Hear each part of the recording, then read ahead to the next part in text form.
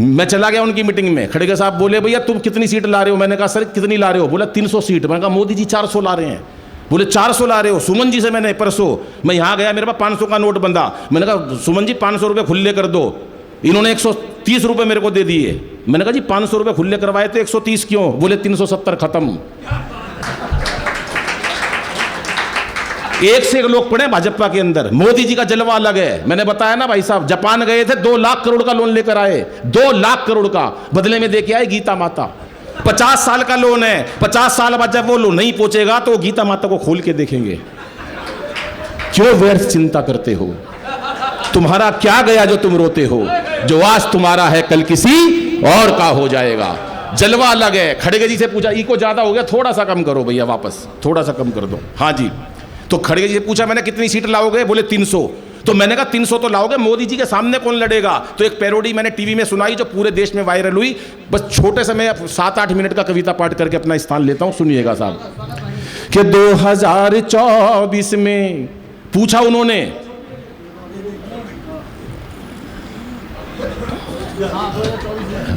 2024 में मोदी जी को कैसे है हराना? मोदी जी को कैसे, पूछा उन्होंने केजरीवाल जी से, मोदी जी को कैसे है हराना? तो क्या बोले कि मुझे मत लड़ाना, मुझे मत फसाना। तालियां थोड़ी थी साहब आपकी।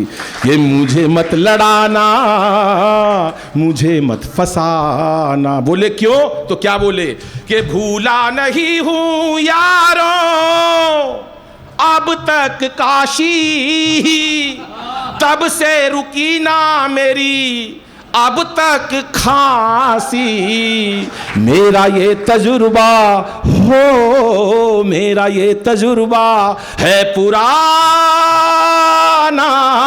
लेकिन मुझे मत लड़ाना, मुझे मत फसाना।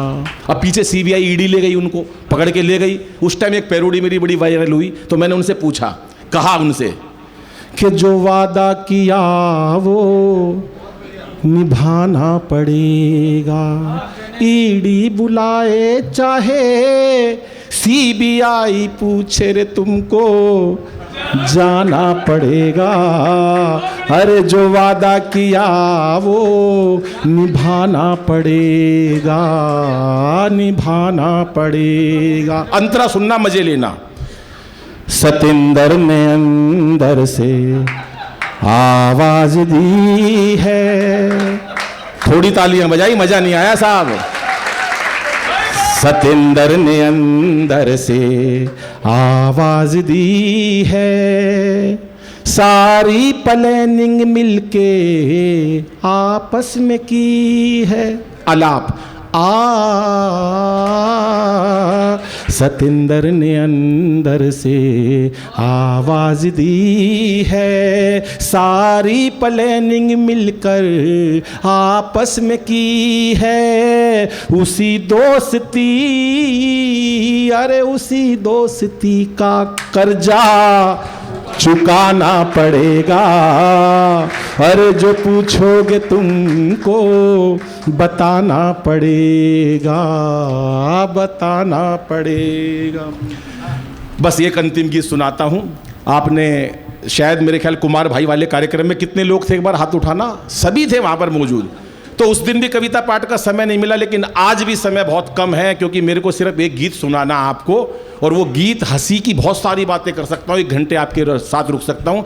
अगली बार जब हम इस कार्यक्रम को करेंगे और बड़े ऑडिटोरियम में, ये ऑडिटोरियम बड़े से कम नहीं है, क्योंकि यहाँ पर जिन्होंने सुना बहुत मन से सुना है, लेकिन फिर भी मैं एक बात कहना चाहूँगा। पहले तो इन बहन बेटियों के लिए एक बात कहना चाहूँगा। हमारा अग्रवाल समाज संस्कारों का मंच है साहब, हम बेटियों को गर्भ में मारने लगे हैं। संजय भाई 4 पंक्तियाँ समर्पित करता हूँ आपको कि इसे बेटा बना पालो तो ये इतिहास छू लेगी, करो विश्वास बेटी पर तो ये विश्वास छू लेगी। कभी जीवन में बेटी को नजरअंदाज मत करना, जरा से पंख खोलोगे तो ये आकाश छू लेगी, जरा से पंख खोलोगे तो ये आकाश छू लेगी। आइए दोस्तों, अंतिम एक कविता सुनाकर अपना स्थान लेता हूं। मेरा मन है ये कविता इसलिए सुनाने का कि दोस्तों लोगों के पास पैसा होता है, माँ बाप चले जाते हैं, बहुत सारे बच्चे भूल जाते हैं, उनको ये नहीं पता होता कि माँ बाप ने हमारे लिए क्या किया है। लेकिन ये परिवार जिन्होंने माँ बाप की स्मृतियों को जीवित रखा, चाहे वो किसी माध्यम से रखा, कोई भंडारे करता है, कोई मंदिर में दान देता है, कोई पत्थर लगवाता है, ये सारे ही नेक काम हैं।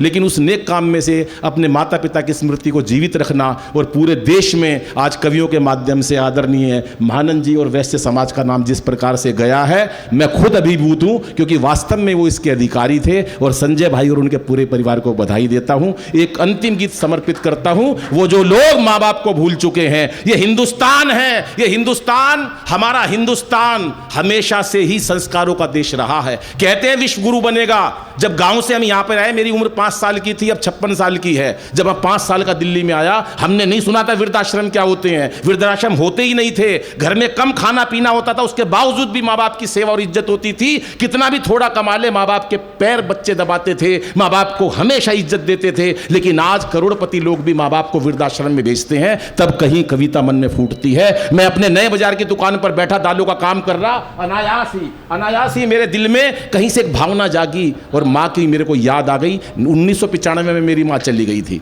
1995 में गई। मैं अपनी माँ से बहुत प्यार करता था, आप भी सब करते होंगे।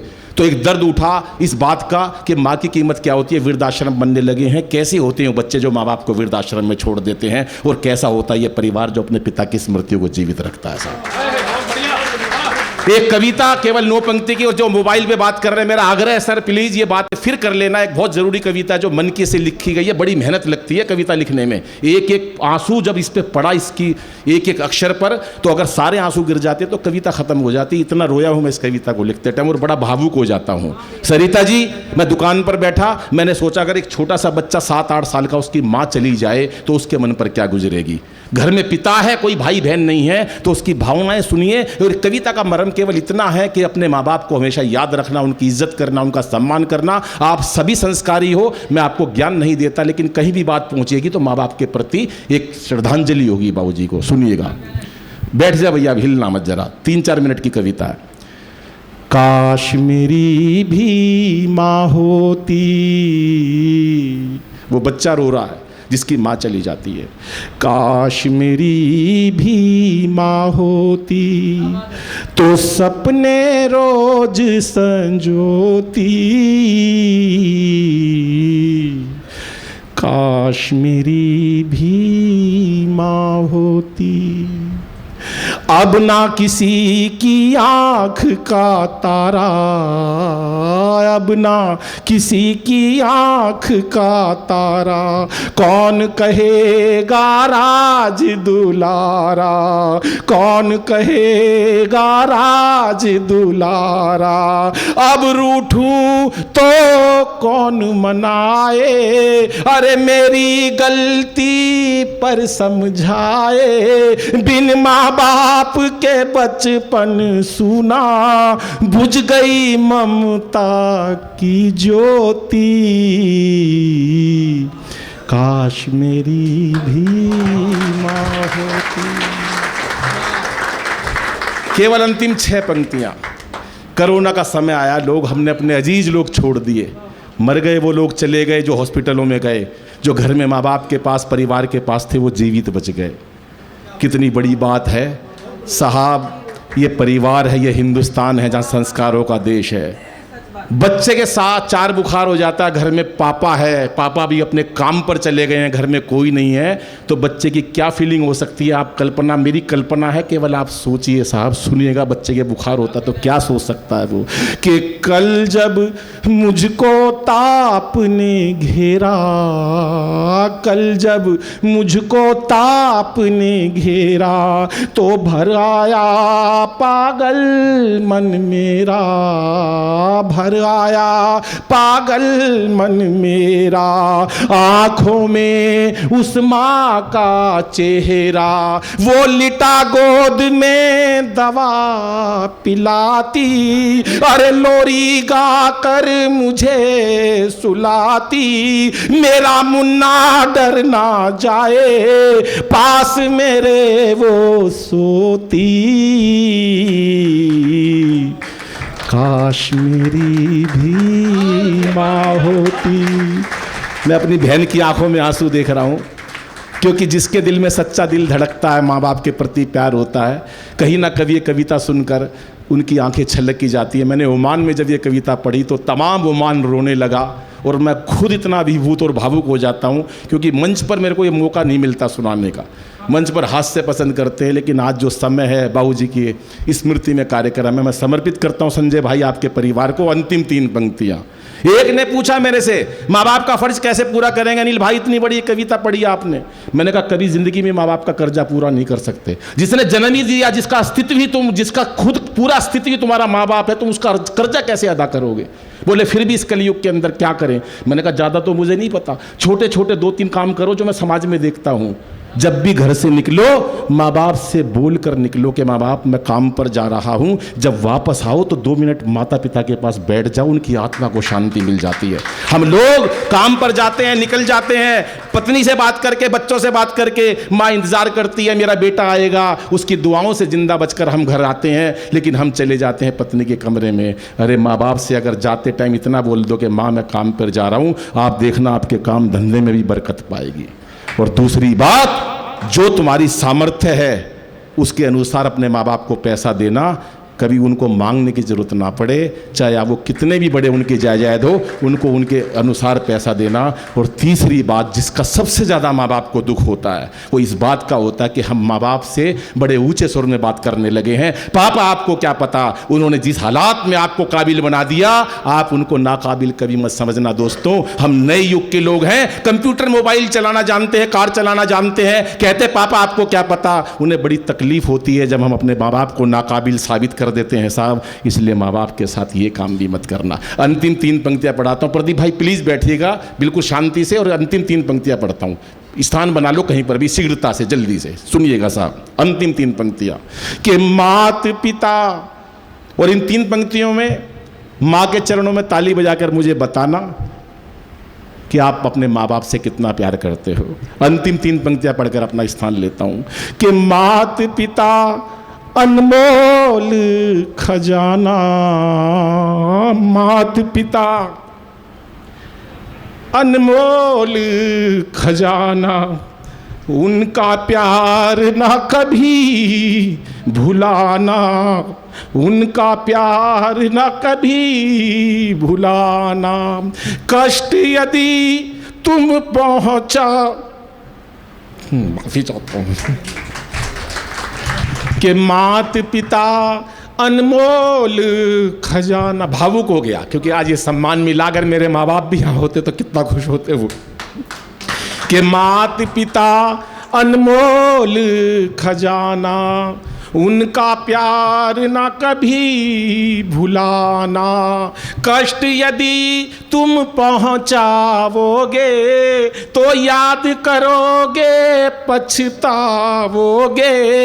कीमत तभी पता चलती है, अरे जब वो चीज नहीं होती।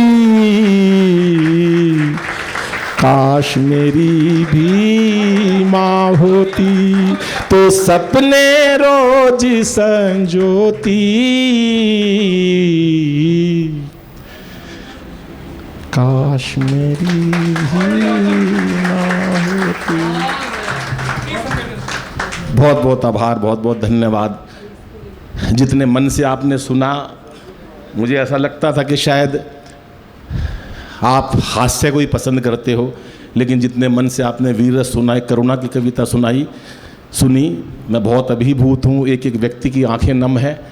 मेरा कविता पाठ अगर अच्छा लगा हो तो एक बार मुझे भी तालियां बजाकर बताइए सर।